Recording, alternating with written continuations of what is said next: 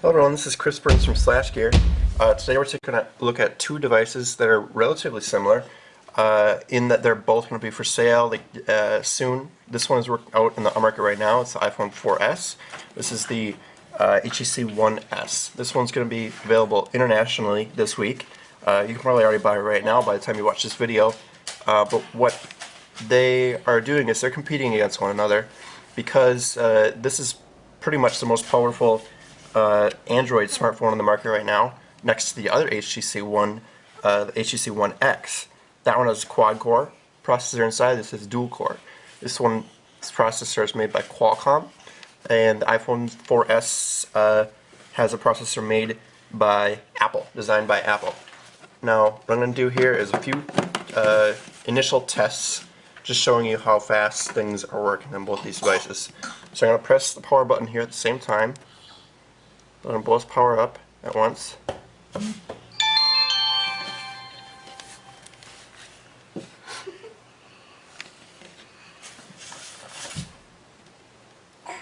I had that one power up. Now HTC has a function which is extra quick startup. Now the only drawback from that is when you do it that way, sometimes some of your apps won't work. I've actually literally never seen an app not work. Regardless of that quick startup and the warning that they have on that, but it does exist. Now let's go to the settings here. We go down to About. Actually, let's back out here. We're going to go to Power, just to show you that we are nearly full for battery. You can see that here on settings. You can see that we're nearly full in there too. Let's just see if we can get anywhere other extra information about that. Let's just skip that for now. But what we got here, these two devices open. You can see that just in general about the software is that they're very similar. You know, Android's very similar to iOS in that you've got several screens of icons here.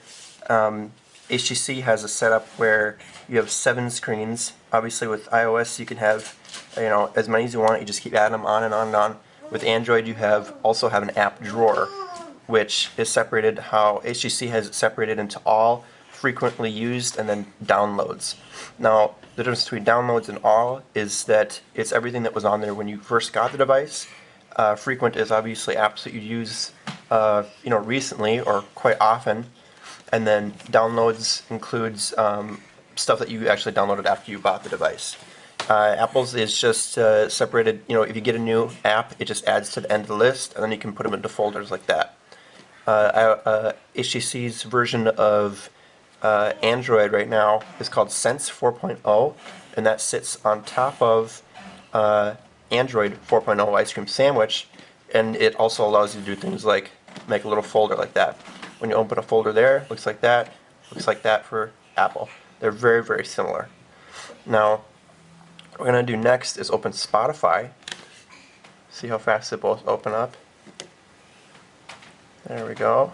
So that sounds nice on that one. Just so happens that I was just playing that, so that's why that's going that way.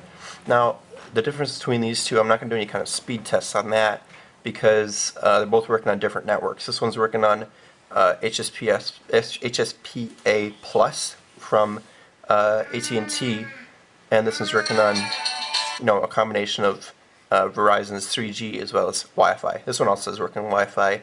If I'm not mistaken, they're both on Wi-Fi right now anyway because we're in my home. So we'll just listen to a couple of these. Sounds nice.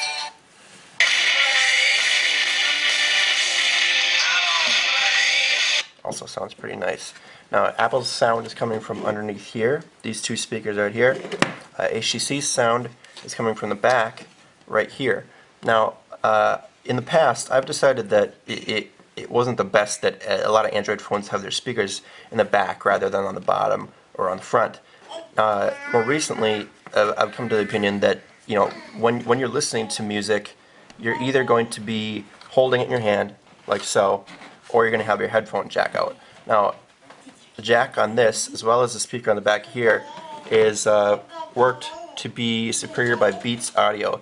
HTC has a deal with Beats so that all of their devices that are coming out now, all their smartphones, actually have Beats integrated.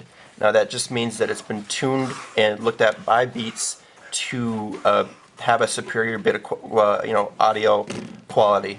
Now, next thing I want to look on here is camera. Now, I'll pop the camera open and see if we can pop the camera open at the same time. We're just going to do the basic camera on both of these just to, be fair. Got them both at once. There they are. Now they both open extremely quickly because both of these devices are touting their camera as fantastically superior. Now what I'm going to do here, so let's back up, let's start that again. I just went into the gallery there. What I'm going to do here is take several photos for you. Put that down there. And let's get something to take a photo of here. Let's get this got here. Got a MyCharge portable power bank. Put that over here. We'll be looking at that this week as well. I'm going to take several photos of that just really quickly. Now that noise you're hearing is the actual photos being taken. I'll take a look at one example here. Looks rather nice, especially for me not having tried to focus it at all. I had my finger actually in the way there once or twice, so that's funny too. You'll see on the back that the camera on the 4S is up in the corner and also has an LED flash. That's 8 megapixels, and as is the one on the HTC One S. I'm going to do the same thing here. Actually, let me turn the camera sound on because you can turn that off or on here. Where we're going to go here. We'll go reset to default. There we go. Now, let's make sure the flash is off as well. There's a slightly different interface here, by the way, as well, but we'll go into that later. This one, again, the camera is in the center with the flash there. I'm going to take several photos here. Oops, I knocked out. I'll go back in. There we are. Take a few here.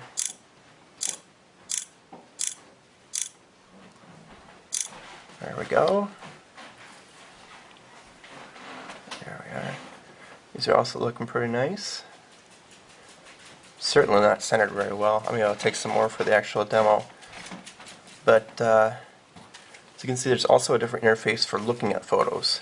You can scroll along there if you want to get through them all fast, or you can go through them one by one. Once you get to one, it pops open like that. It's very nice. HTC's, the Qualcomm processor on this one has extra image processing abilities. Specifically, it's a Snapdragon S4, by the way. In addition to HTC having an image sense processor in here as well.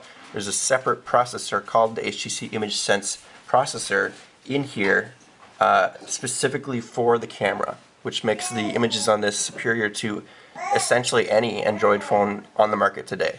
So really nice photos. Same for the iPhone. They put a lot of time and effort into this camera and the sensor in the back. This is the finest iPhone on the market, by the way, and they're very comparable with image quality. So that's our first comparison. We'll be going through more of this throughout the week, probably next week, because we're at the end of the week today. Check it out.